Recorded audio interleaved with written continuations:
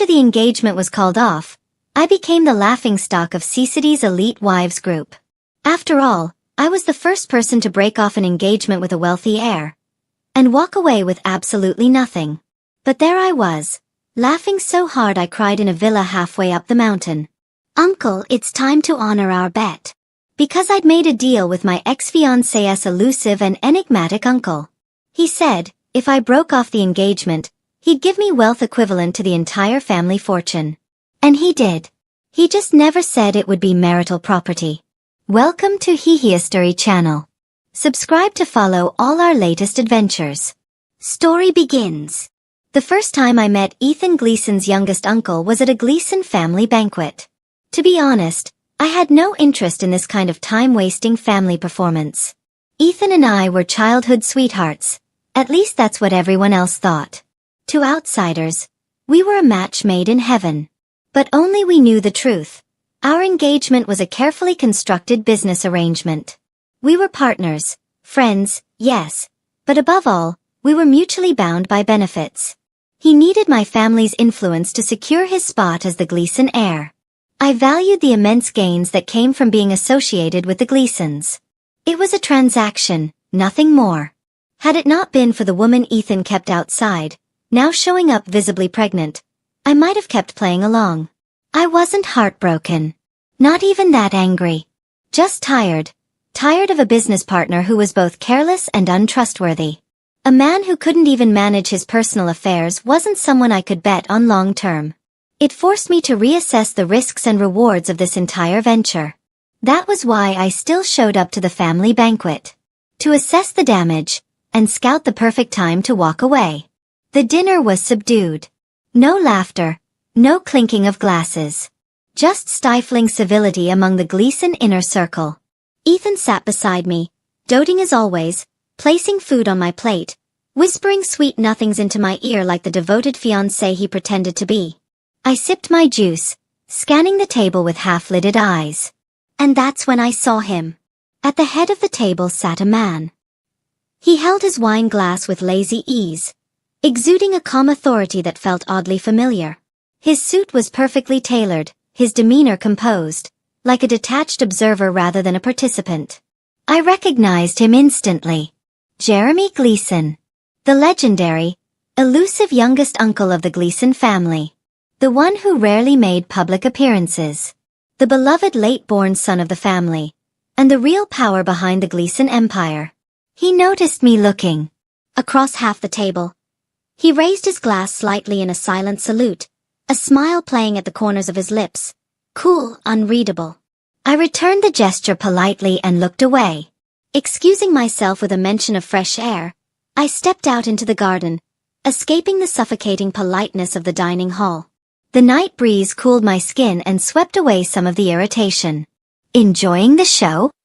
The low, smooth voice behind me made me turn. Jeremy Gleason had followed me out at some point. He leaned casually against a garden pillar, watching me with eyes so dark and deep, they seemed to see right through everything. I instinctively straightened. Alert. Uncle Jeremy, you're joking. I'm not. He stepped beside me, both of us now facing the carefully manicured flower beds. A nephew with secrets. A future niece-in-law with ambition. It is quite the performance. I didn't deny it. Of course he knew. If you find it entertaining, uncle, why point it out at all? Because. He turned his head toward me. His voice dropping to a lower register, almost hypnotic. I think you deserve a better script. One that actually excites you. I arched a brow. And what kind of script would that be? He smiled. Me. The word landed like a spark in dry grass. Quiet, but explosive. A partner who breaks promises is a bad investment, he said calmly, as if reading out terms from a deal memo. Cut your losses. Then he laid out the gamble, as neatly and clearly as a merger proposal. End the engagement. I'll offer you wealth equivalent to the entire Gleason family fortune. And benefits that easily rival his, if not surpass them. He said it casually, like it meant nothing. But in my ears, it rang louder than a thunderclap. I couldn't deny it. My heart skipped a beat, not out of romance, but from the thrill of meeting someone who spoke my language, matched my ambition, and saw straight through my calculated indifference. This man was a predator, one who had been watching quietly from the shadows, waiting for the perfect moment to strike. And now, he had me in his sights. He wasn't offering an olive branch. He was extending an invitation to a far more exhilarating and dangerous game. I held his gaze, my mind racing through the cost-benefit analysis. The risk was obvious. He was Ethan's uncle. Aligning with him meant detonating a bomb in the center of this tightly controlled narrative. Reputation, gossip, backlash, they would all be my burden. But the potential gain? Irresistible. Jeremy Gleason wasn't just a man of status. He was the Gleason legacy. He didn't need an arranged marriage to stabilize his place. He was the place. Working with him meant power beyond anything Ethan could offer. After a brief pause, I smiled. Cool, amused, sharp. Are you trying to poach your own nephew's fiancée, uncle? No. Jeremy shook his head, correcting me with that calm, unsettling smile. I'm simply offering a better investment strategy to a very sharp investor. I knew exactly what he meant. I just hadn't expected that he would be the second option. I took a step forward and met his gaze directly. Then tell me, uncle, what's in it for you? Surely this isn't all charity. He laughed. Low, pleasant, dangerous. I want a more interesting future. And you, he said, voice like a velvet blade, are the key to unlocking it. That sealed it. Looking into his eyes filled with confidence, certainty, and a thirst for the win, I felt my final hesitation vanish. Compared to the flat, predictable path I was on with Ethan Gleason, this game, this was the kind of challenge I craved. I liked to win. And more than that, I liked the kind of game worth winning. My smile widened. The fire in my eyes matched his. I'm in. I extended my hand. Just make sure, uncle, that you keep your word. He looked at my outstretched hand and smiled, wider than before. His palm was warm, firm. Deal, he said. I swallowed the storm in my chest and gave Jeremy Gleason a slight nod before turning back toward the brightly lit manor. Returning to the dinner table, I resumed my seat beside Ethan Gleason.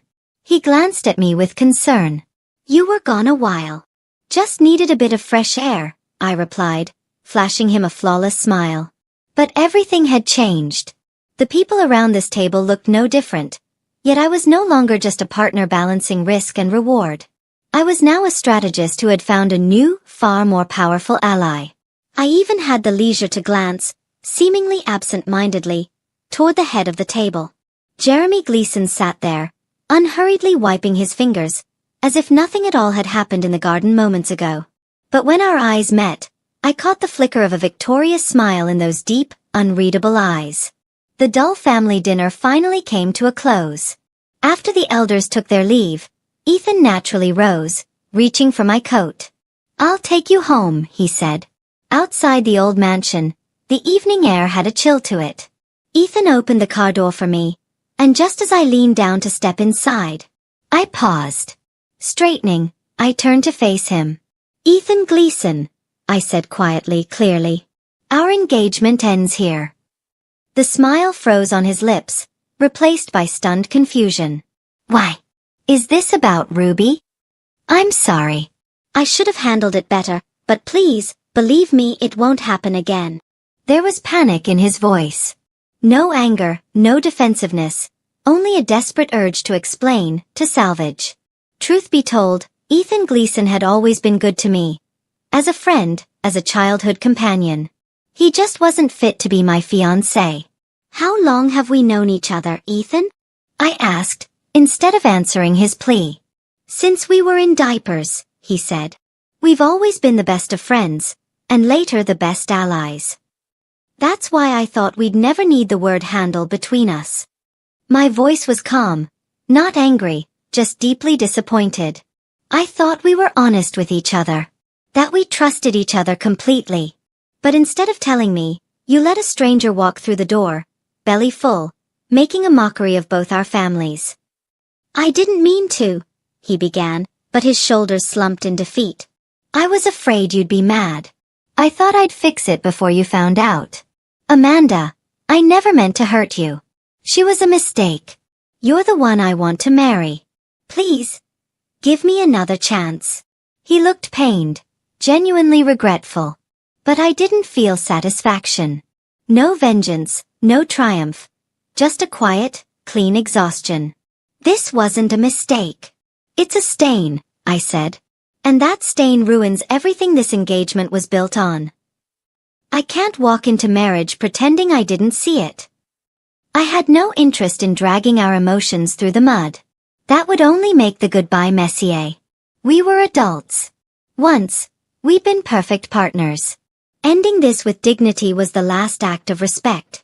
He stared at me, the light slowly dying from his eyes, replaced by hollow defeat. There's no going back?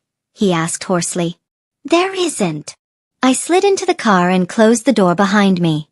As the vehicle pulled away, I glanced into the rearview mirror. Ethan Gleason stood alone in the driveway, motionless. I leaned back in the seat and exhaled a long, steady breath. Ending a relationship that had lasted most of my life wasn't as heavy as I expected. In fact, it felt liberating. My phone buzzed with a message from an unknown number. Well done, partner. I stared at the words, unable to suppress the curve of my lips. Overnight, news of my broken engagement spread through Sea City like wildfire. I was now the joke of the century. Amanda Preston's a fool. Ethan Gleason has the perfect pedigree. Who cares if he fools around? Just turn a blind eye and live your rich life. She walked away with nothing? Classic love-brained idiot. She gave up being Mrs. Gleason for pride? She's toast in this circle now. I scrolled through each message, watching the mixture of fake concern and genuine ridicule from my so-called friends. But instead of rage, I felt an unexpected amusement. Jeremy Gleason. Your efficiency is impressive. I hadn't even made it home, and you'd already leaked the news. My father's call came next. You awake? You okay? I'm fine, Dad. Just figured the deal wasn't worth it anymore. Better to cut the loss. Deal? What deal? Since when does a Preston girl need to marry for business? His voice thundered through the line. You called it off? Good. If the sky falls, I'll hold it up for you. Anyone dares laugh, you tell them to talk to me. By the time I hung up, whatever lingering insecurity I had left melted away. My father would always be my strongest shield. I rose slowly from bed. They were right. I had walked away with nothing. Because I didn't need anything from Ethan Gleason. I'd bet all my chips on someone else. My phone lit up again. A message from that same unfamiliar number. This time with an address. Below it, a time. 10 a.m. Short and precise. Classic Jeremy Gleason. I smiled and headed out. The address led to a discreet private club hidden in the heart of the city, guarded like a fortress. Jeremy Gleason was already there, seated before a traditional tea table, quietly brewing gong tea. He had changed out of his usual suit, wearing a relaxed linen shirt instead. The sharpness of the businessman faded slightly, replaced by the refined ease of an aristocrat. He looked up as I approached, gesturing to the seat across from him. Pushing a porcelain teacup toward me, he said in a neutral tone. You acted decisively. Impressive courage. I picked up the cup and met his eyes. Then I suppose it's your turn, Uncle, to keep your end of the bargain. I smiled faintly. You promised me wealth rivaling the entire Gleason family. I'm curious, how do you plan to deliver that? A new project? A direct stake in his holdings? I ran through the possibilities in my mind, calculating, as always. Jeremy Gleason let out a soft laugh at my question. Without a hint of urgency, he reached for a document from the folder beside him and slid it across the table. It's simple, he said. Sign this, and half of everything under my name becomes yours. I raised an eyebrow and lowered my eyes to the paper in front of me. But instead of the equity transfer or asset agreement I expected, I was greeted by a stark and glaring title in bold black print. Marriage agreement. My head snapped up. Jeremy's dark eyes met mine directly. Calm, deep, unwavering. A teasing smile tugged at the corners of his lips, as if he were thoroughly enjoying the stunned look on my face. "Uncle," I said, voice dropping coldly, "what exactly is the meaning of this?" He leaned back in his chair, posture loose and composed. "Exactly what it says," he replied. "It's the fastest and most legitimate way, isn't it? As soon as we're legally married, all of my premarital assets can be transformed into shared marital property, by contract." He paused, his voice dipping into something dangerously persuasive. Each word landed like a deliberate knock against my chest. "Amanda Preston, what I'm offering you was never just money. I'm offering you a new identity. And me." Absurd. That was the first word that crashed into my mind. For a moment, I even wondered if my whirlwind decision to end the engagement had messed with my head. Was I hallucinating? I studied him, hoping to find even the faintest hint of jest behind his composed expression. But there was none. His gaze was steady. Serious. "Uncle, if this is a joke, I must say, it's not a very funny one." I pushed the document back toward him. "If you intend to break our agreement, just say so. I don't lose sleep over losing." I expected irritation, perhaps even reproach. Instead, he simply chuckled and nudged the paper back to me. "I never joke. Can you think of any better way to legitimately share everything I have with you than by making you my wife?" He watched me, entirely at ease. I couldn't help but counter: equity transfers, asset allocations. There are plenty of legal methods. He leaned in slightly. That familiar, unshakable pressure returned like a weight in the air. All of which come with loopholes, risks, and plenty of talking points for those waiting to tear you apart. "What I'm offering," he said, voice calm but firm, "is the title of Mrs. Gleason. With it comes half of everything I own, no matter how much more that becomes." My heart skipped a beat. Because I couldn't deny it. He had pinpointed my deepest desire with terrifying precision. I had never wanted to be someone's accessory. My engagement to Ethan Gleason had always been a calculated alliance. My eye set firmly on the resources and influence behind him. But now, Jeremy Gleason was offering me something far greater. Not as a pawn but as a player. The shock began to fade, replaced by a chilling clarity.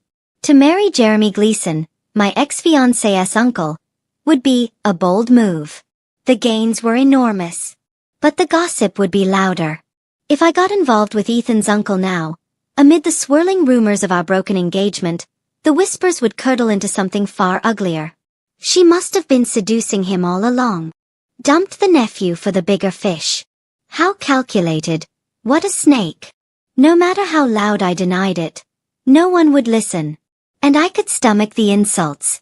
But my family? My parents? Could I ask them to bear the burden of my ambition? I pointed to the document. Then to myself.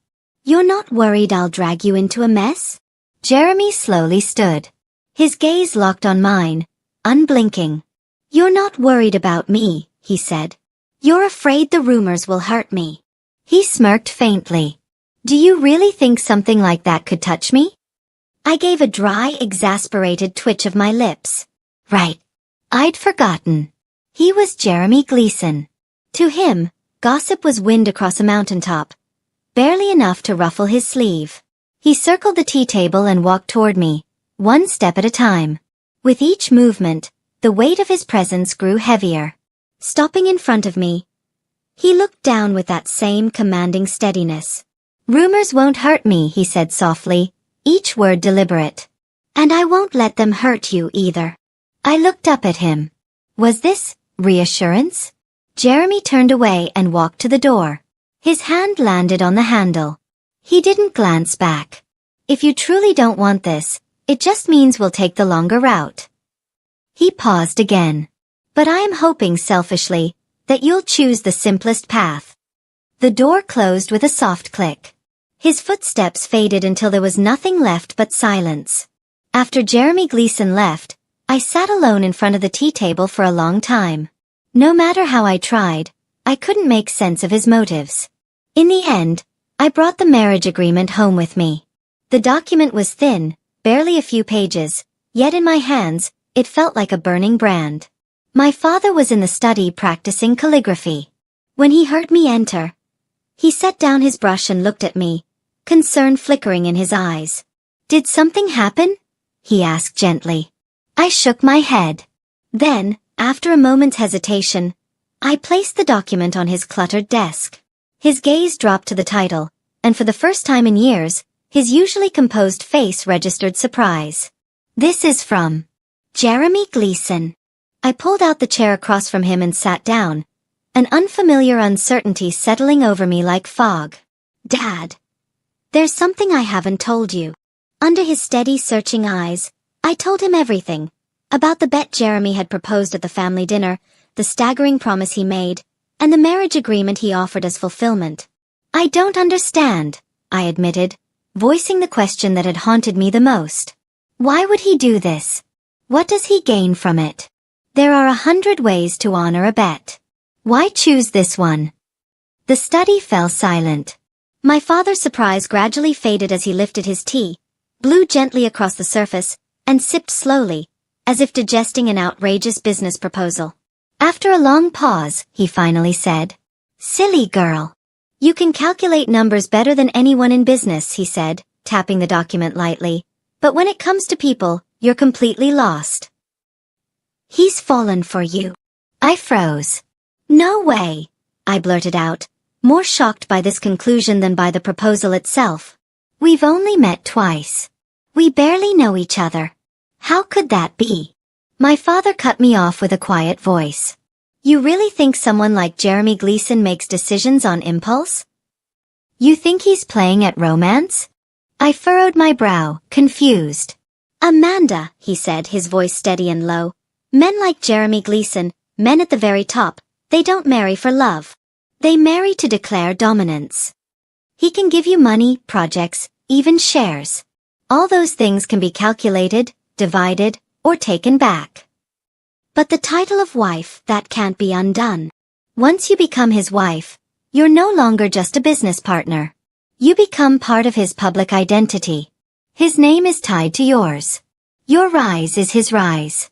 Your fall is his disgrace." That truth cut cleanly through the fog clouding my mind. I had assumed he was playing semantics, binding me with a title to avoid a more substantial promise. But I'd never considered that, to a man like Jeremy Gleason, that title was the most substantial thing he could give. In business, you weigh profits. But when it comes to people, you weigh intentions. My father stood and placed a comforting hand on my shoulder. "I won't interfere in your decision. Whether it's a business deal or a marriage, I'll support you. But you need to understand. Is he offering you a lifetime of flexible benefits, or is he placing you as the queen on his board, irreplaceable and unmovable? Think carefully before you give him an answer." For the next 2 days, I barely slept. I kept replaying my only 2 interactions with Jeremy Gleason, trying to find even a flicker of what my father had called intentions in the way he spoke, the way he looked at me. That's when the doorbell rang. The housekeeper answered it, and a familiar figure appeared at the entrance. Ethan Gleason. His usual polish was gone. His carefully styled hair was messy, his tailored suit wrinkled. The light that always danced in his eyes was now dull. He walked straight to me. I didn't move. I just watched him from the couch. He sat across from me, shoulders hunched, bloodshot eyes locking onto mine. "I didn't come here for forgiveness," he said hoarsely. "I just want to know the real reason." I didn't respond. "Don't say it was because of Ruby Blackwell." His voice cracked with a bitter smile. He'd seen through my excuse, late, but finally. "We've known each other for 20 years. No one knows you like I do. You'd never throw away a high-return alliance over some petty betrayal. That's not who you are." He looked down, perhaps trying to convince himself. "That woman and the baby. I'll deal with them. They won't bother you. They won't affect your status. You know I can make that happen. So tell me the truth. Did you fall in love?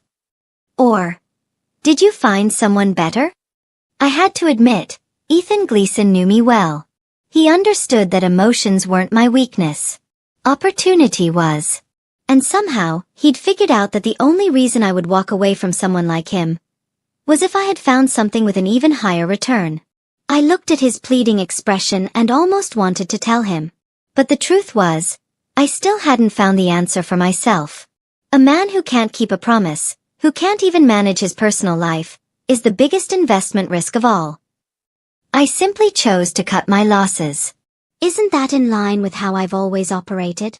I laid it all on the table. His breach of trust, my risk analysis. It was the most rational and irrefutable explanation. Ethan looked stunned, pain flashing across his face. He knew I was right. In the context of our so-called partnership, he had been the one to default. Just then, my phone buzzed on the table. The screen lit up with a new message. The sender was saved as Uncle. Have you decided? I narrowed my eyes, ever so slightly. But even that didn't escape Ethan. His gaze followed mine to the glowing screen. And then, his face drained of all color. Shock. Humiliation. Disbelief. It all crashed over him in one staggering wave. His lips moved. It's him. Isn't it? His voice was barely a whisper, hoarse and cracked. He didn't need to say the name. We both knew. I didn't answer. Silence was answer enough. The energy left his body. He sank back into the couch like something inside him had broken. Uncle, he muttered. His voice was dazed, almost inaudible. Then came a bitter smile, one that looked more like grief. He stood, stumbled slightly, and walked toward the door like a man defeated. Just before he stepped out, his voice floated back toward me. Amanda, he's not as kind as you think. You could have partnered with anyone. But not him. The door clicked shut behind him. And the room fell silent once more. Of course I knew Jeremy Gleason wasn't a kind man. You don't survive, let alone rule, a place like the Gleason family by being soft. Lately, my mind had been in chaos. My father's words, Ethan's warning, and that absurd marriage agreement hovered over me like 3 mountains, weighing down every breath. I was used to measuring everything through the lens of business. But this time, that method failed me. Because nothing about him could be quantified. Human hearts aren't spreadsheets. And that unknown variable was driving me mad. Hesitation had never been my style. So if I couldn't figure it out, I would ask. I grabbed my keys and drove straight to Gleason Corporation's headquarters. The receptionist seemed to have been briefed. She opened the exclusive elevator doors for me with a respectful nod. At the top floor, outside the CEO's office, Jeremy Gleason's assistant was already waiting. Miss Preston, Mr. Gleason is expecting you. Jeremy sat behind his massive desk, buried in a stack of paperwork, with the clouds of the city at his back like a throne of glass and steel. The air around him thrummed with authority. He was a man who gave and took away futures at will. The door opened, but he didn't look up. Have you made your decision? He asked, as if it were a foregone conclusion. I stepped forward until I stood directly across from him. Ethan came to see me. Jeremy finally raised his head, but his expression didn't shift. The cries of a failure, he said coolly, are not worth your time. Of course. To him, Ethan was nothing more than a failed contender for the throne. I pushed down the flicker of emotion in my chest. Mr. Gleason, I said slowly, I can't calculate this equation. I can't see your endgame, and I can't assess the risk of this marriage. So I can't make a decision. It was the truth. With someone this inscrutable across the board from me, I didn't dare make a move. He set his pen down, laced his fingers together, and leaned back in his chair, studying me with the calm of a strategist watching a puzzle slowly come undone. So, he asked. So, I replied, steadying my voice. Until you answer my question, I won't sign that agreement. Then, I said the words that had been haunting me. Jeremy Gleason. Do you love me? Yes. The room froze. I had braced myself for a counterargument. Some sharp, logical explanation. A line of calculated strategy. But not this. Not a simple, unflinching yes. Jeremy looked at my stunned expression, the corner of his mouth curving just slightly. Amused. Did that surprise you? He asked. Like the question itself had been the most absurd part of this conversation. You really thought I'd go to all this trouble just to recruit a business partner? I opened my mouth, but nothing came out. He was right. With his status and reach, what kind of alliance couldn't he build? Why go through something so convoluted, so personal, just to tie me to him? Every piece of logic I'd built collapsed beneath that one admission. We've only met twice. I managed, my voice hoarse. He corrected me immediately. No. We've met many times. You just didn't know. I looked up sharply, stunned. He leaned back, eyes distant now, as though peering through time itself. 5 years ago. The business case competition finals at Beta. You were captain. Your team was trailing, and you led a comeback. I blinked. Memories resurfacing. It had been one of the most defining moments of my college years. I was in the judging panel, second row, he continued. You were wearing a plain white shirt and jeans. No fancy polish, no background to speak of. Just standing there, answering sharp questions with poise and clarity. Logic in every word. And your eyes. His voice softened. They had a fire in them. Unapologetic ambition. I saw it, and I saw someone like me. I couldn't speak. That day. I remembered every detail. But I had no idea he had been there. To me, Jeremy Gleason had only ever existed in whispered legends. I don't believe in love at first sight, he said, gaze returning to mine. But I believe in my instincts. I've waited years for you to grow into someone who could stand beside me. Ethan was never your match. He would have dulled that brilliance in you. But I'll give you the world, Amanda. I want your light to shine on me. Each word landed like a calculated strike. Firm, deliberate, and final. The office was silent, so quiet I could hear my own pulse in my ears. All this time, I thought we were just two players on a board, equally matched in a cold, strategic game. But the truth was, I'd been part of his design from the very beginning. Jeremy Gleason had laid the board. It took me a long time to find my voice again. I understand now. Pulling myself out of the overwhelming shock, I reverted to the Amanda Preston who always measured the world through logic and control. In that case, I definitely can't sign this agreement. Jeremy Gleason's brow lifted slightly, as if my reaction surprised him. I met his probing gaze and laid out my reasoning, clearly and calmly. Mr. Gleason, I need to be honest with you. I don't have romantic feelings for you. Not in the way a woman loves a man. In fact, I know almost nothing about you. There's no emotional foundation between us beyond shared interest and benefit. I held his gaze, trying to make him see what was fundamentally unbalanced in this arrangement. This marriage would be unfair to you. You've given 5 years of attention to this, maybe even genuine feelings. And what can I offer in return? Besides the Preston family's backing, only cold calculation and strategic alignment. You're trading sincerity for business. That's a losing deal. As I finished, I felt utterly drained. For the first time, I stripped bare the very things I had always prided myself on, rationality, ambition, and laid them out in front of a man who claimed to feel something as reckless and raw as love for me. It was exhausting. I expected disappointment. Anger maybe. Or at the very least, a flicker of hurt. But Jeremy Gleason simply listened, quietly and attentively. And then he laughed. Not the cryptic smirk I'd grown used to. A real laugh. Soft, genuine, tinged with understanding and indulgence. You think that's what I want? He asked, amused. A girl who blushes every time I walk in the room, with her heart in her eyes and my name on her lips? He shook his head slowly, the reflection of my startled expression glimmering in his eyes. If that's what I wanted, I could walk into any ballroom in Sea City and have my pick. No. Amanda.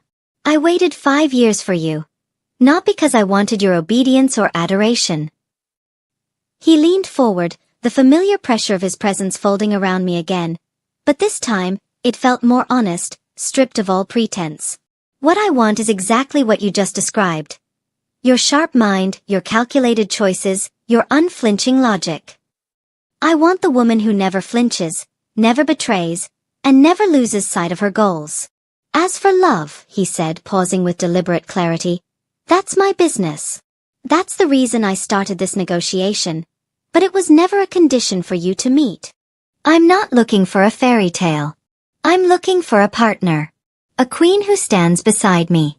A strategist who sees every piece on the board, and understands them all. He stood and walked around the desk, placing a sleek, expensive pen in front of me. Your ambition. Your composure. Even your ruthlessness, those are what I value most.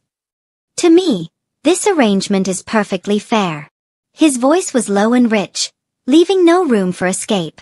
I stared down at the pen and the agreement. The very qualities I had once feared would be deal-breakers had become the very reasons I was chosen. This man had unraveled every thread of my defense, and rewritten the rules. I looked up at Jeremy Gleason. And, unexpectedly, I laughed. A full, unguarded, genuine laugh. Jeremy Gleason. It was the first time I had said his full name aloud. You win. I picked up the pen, cool and smooth in my fingers. This time, there wasn't the slightest tremor in my hand. The nib scratched across the paper with crisp finality. Amanda Preston. My name. Written in the signature line marked spouse. Clear. Resolute. Irrevocable. I pushed the agreement back to him and met his deep, unblinking gaze. My rhythm, once disrupted, had returned. In that case, Mr. Gleason, I said, adopting the same detached, businesslike tone he once used with me. I hope this will be a fruitful partnership. Jeremy's smile deepened. He picked up the signed agreement with the care of someone handling fine art, admiring it as if it were a masterpiece. A pleasure to work with you, Mrs. Gleason. The speed with which Jeremy and I got our marriage license was nothing short of a tactical blitz. By the time we walked out of the Civil Affairs Bureau, I still hadn't processed the fact. I was now legally Mrs. Jeremy Gleason. He, on the other hand, showed no particular reaction. He took the little red book from my hand, paired it with his, and tucked both into the inside pocket of his suit. Casual, smooth, as if we'd been married for years. I need to stop by the old house, he said, starting the car. His voice was as calm as ever.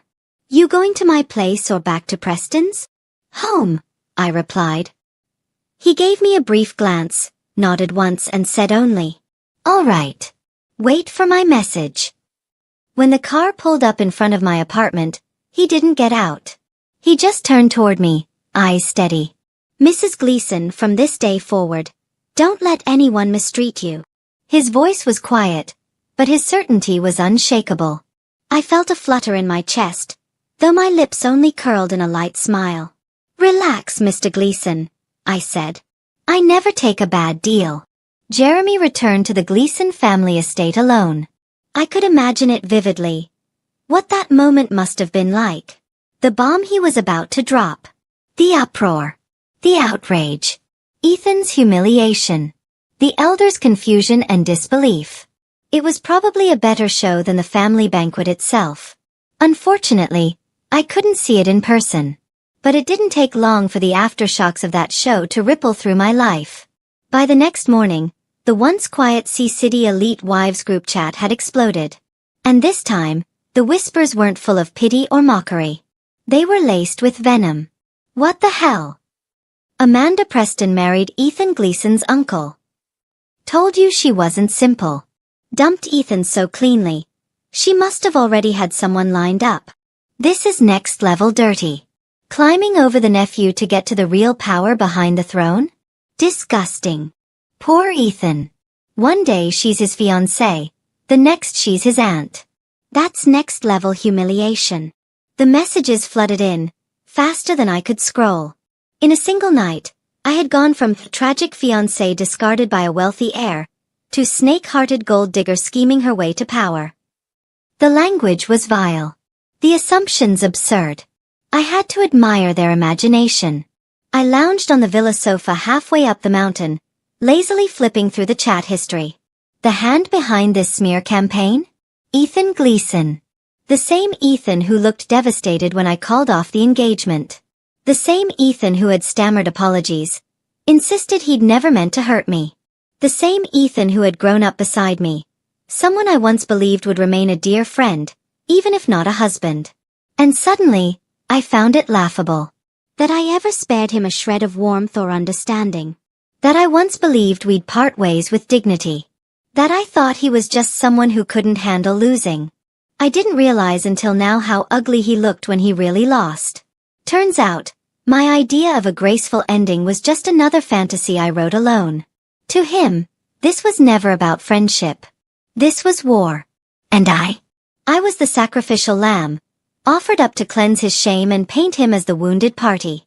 Whatever disappointment I felt for him withered in the face of one cold, cutting truth. If he thought this would hurt me, he was wrong. All he managed to destroy was the last scrap of sentiment I still held for him. Jeremy Gleason lived up to his name. If ever there were a human embodiment of the phrase lightning strike, it was him in this moment. Before I even had the chance to decide whether I should step out and tear those fake smiles apart myself, or mobilize the full power of the Preston family to make the loudmouths pay, my phone started vibrating like it had lost its mind. And not from that ridiculous Elite Wives group chat. This time, it was push notifications from major news media apps. Mentions. Direct messages. And a flood of trending hashtags crashing across my screen like a digital tsunami. Hashtag breaking. Gleason Group goes public. Hashtag years in the making. Hashtag Jeremy Gleason Amanda Preston. One by one, the tags shot to the top of the trending list, each marked with a flaming red breaking symbol. Frowning, I tapped into one of the alerts. It wasn't a gossip tabloid. It wasn't Jeremy's account. And it certainly wasn't mine. It was posted by the official Weibo account of Gleason Group, blue check verified, tens of millions of followers, a page normally reserved for quarterly earnings reports and high-profile partnerships. 10 minutes ago, the account had published something completely unprecedented. Its first, and only, non-business-related post. No marketing lingo. No corporate fluff. Just one line, paired with a photo. Years in the making. Finally. Mine. At Amanda Preston. The photo made my breath catch in my throat. Because I'd never seen it before. I looked barely 20 in it. Still in college. Naive, young, and stubbornly ambitious. Dressed in a plain white button-down and jeans, I was captured mid-speech on a university business competition stage, speaking confidently to the panel below. The photo had clearly been taken from the judges section. It was proof. Proof that everything Jeremy Gleason had told me in that office was real. He hadn't made a spontaneous decision. This hadn't been some impulsive power play. He had seen me that day. In that crowd. On that stage. And he'd waited. 4 years. This had always been a hunt. A pursuit. And I had always been his target. And now, with the entire world watching, Jeremy Gleason had chosen the loudest, boldest, most irrefutable way to declare it. A public, powerful, and strangely romantic declaration of possession. One that incinerated every rumor, every accusation, every whisper in its wake. I stared at the photo, unable to look away. My heart clenched, as if a hand had reached into my chest and gripped it without warning. And just like that, a crack split through the fortress of reason I had built and worshipped all my life. That was when the phone lit up again. Jeremy Gleason. I inhaled sharply, then picked up. You. All the words I wanted to say collapsed into a single syllable. On the other end, his voice came through. Steady, low, and in control. You saw it. The Gleason Group's official page. Are you insane? My voice rose before I could stop it. He had used the reputation of one of the most powerful conglomerates in the country. Just to vouch for me. I simply stated a fact, he said, as if he'd just ordered lunch. I told you. I wouldn't let rumors touch you. Each word rang clear, cutting through the static and straight into my bloodstream. Now the whole world knows, he said, that I'm the one who chased you, Mrs. Gleason. This wasn't a business deal. It was a declaration.